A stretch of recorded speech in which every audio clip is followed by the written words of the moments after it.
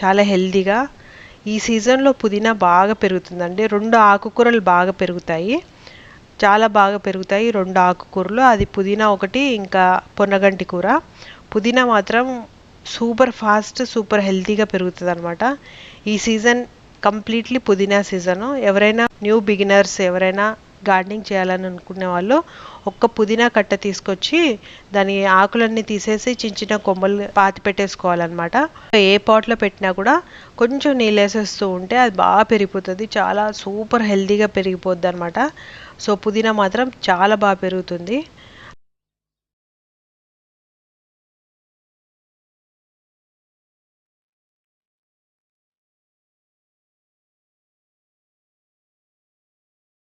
అలాగే పొన్నగంటి కూర కూడా బాగా పెరుగుతుంది.